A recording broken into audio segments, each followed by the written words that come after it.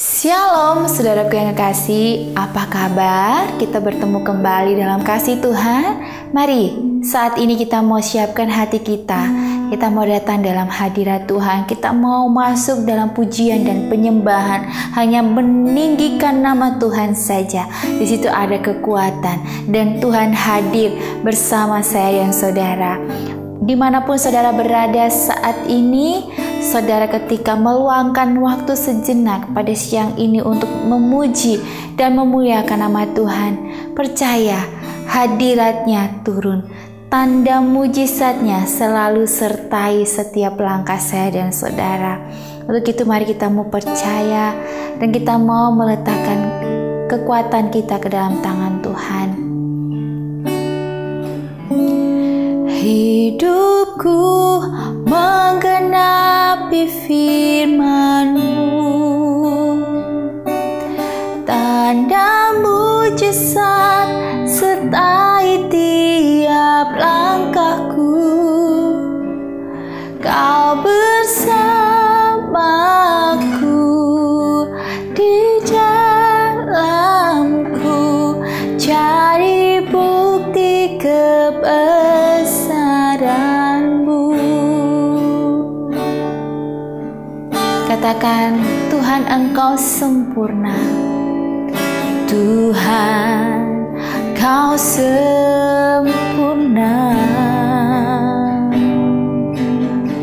dalam rencana-Mu dan karya-Mu. Ku serahkan hidupku, pulihkan dengan Roh-Mu, Tuhan. Tuhan Kau sempurna dalam rencana-Mu dan karya-Mu. Ku serahkan hidupku, pulihkan dengan Roh-Mu. Hidupku menggenapi firman-Mu, amin. Tanda mujizat sertai tiap langkahku. Kau bersamaku di dalamku, cari bukti kebesaran-Mu. Hidup kami Tuhan, hidupku menggenapi firman-Mu, amin Tuhan. Tanda mujizat sertai tiap langkahku. Kau bersamaku di dalamku, cari bukti kebesaran-Mu. Kau bersamaku, Kau bersamaku di dalamku, jadi bukti kebesaran-Mu, jadi bukti kebesaran-Mu, jadi bukti kebesaran-Mu. Kau bersama kami Tuhan, haleluya. Terima kasih Bapa, oh, kami bersyukur Tuhan. Hidup kami Tuhan untuk menggenapi rencana-Mu. Ketika kami berada dalam kandungan ibu kami, sampai kami ada di dunia ini, semua karena rencana-Mu Tuhan. Untuk itu kami mau hidup sesuai dengan apa yang Engkau mau, apa yang Engkau perintahkan dalam firman Tuhan. Karena hidup kami ini mau menggenapi janji-Mu, menggenapi setiap firman-Mu ya Bapa. Untuk itu Tuhan, ketika kami mendengarkan firman-Mu, kekuatan, kebahagiaan, sukacita Engkau limpahkan kepada kami. Karena firman-Mu itu Tuhan pelita bagi kakiku dan terang bagi jalanku. Kami tahu bahwa setiap firman yang keluar, yang kami baca, yang kami dengar terkadang bukan hal yang mengenakan, tetapi di situ justru Tuhan mendidik kami supaya kami ini bertumbuh menjadi pribadi yang senantiasa hidup takut akan Tuhan, mematuhi peraturan firman Tuhan, supaya hidup kami ini Tuhan jauh dari hal-hal yang tidak berkenan di hadapan Engkau. Urapi hamba-Mu yang akan menyampaikan firman-Mu, bersabdalah Tuhan pada hari ini, agar firman-Mu ini selalu menjadikan kami pribadi lebih baik dan menjadi kekuatan. Dalam nama Tuhan Yesus, haleluya, amin.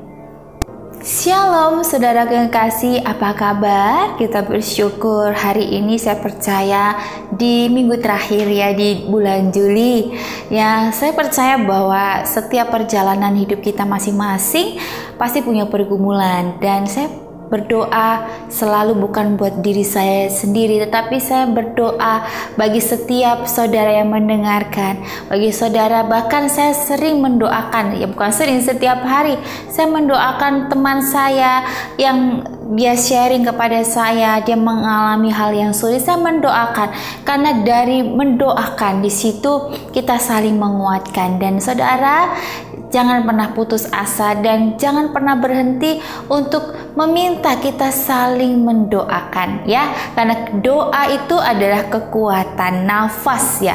Jadi saudara, ketika kita berdoa, kita berharap kepada Tuhan ya, bukan berharap kepada manusia, pendeta atau orang yang kita doakan itu doanya maju, bukan, tetapi karena hubungan kita dengan Tuhan ya. Hari ini kita mau baca firman Tuhan di Mazmur 19 ayat 2 sampai 5 dan 8 sampai 15. Berbunyi demikian: hari meneruskan berita itu kepada hari, dan malam menyampaikan pengetahuan itu kepada malam.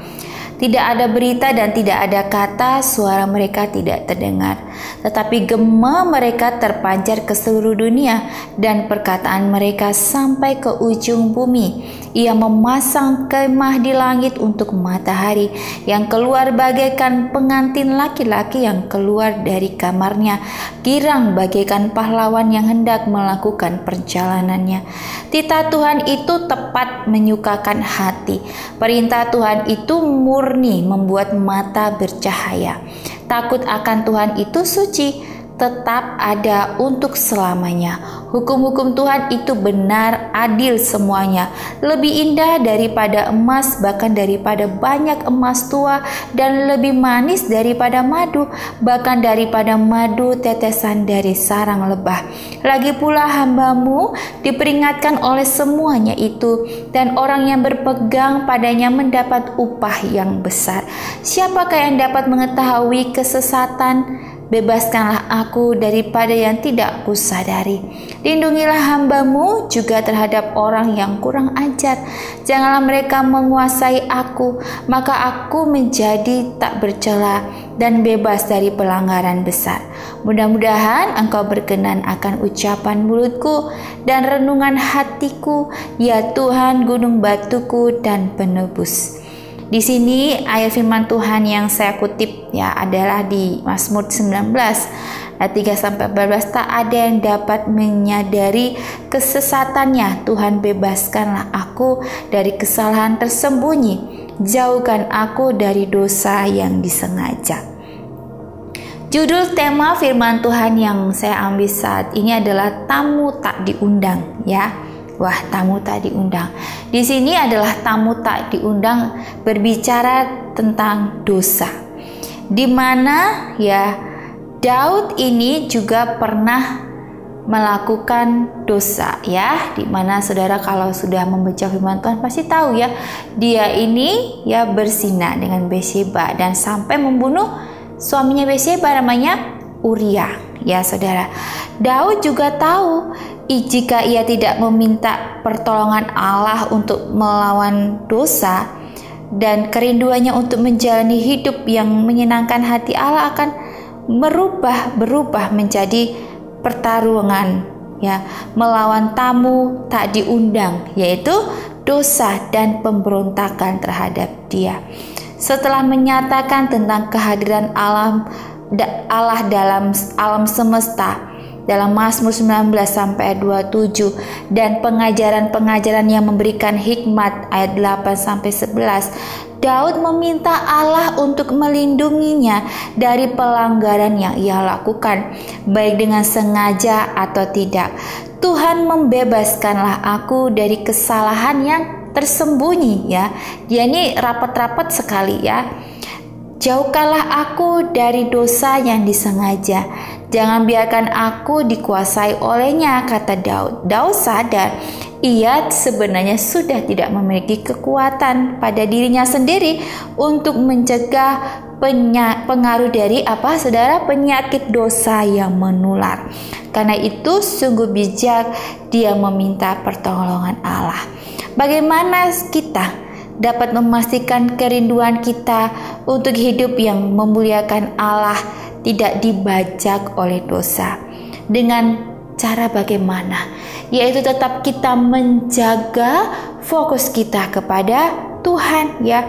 Sungguh-sungguh mengakui dan bertobat dari apa? Dari dosa-dosa yang kita lakukan dan mencari pertolongan Tuhan untuk menjaga agar parasit rohani yang tak diundang menyusup ke dalam hidup kita, ya saudara.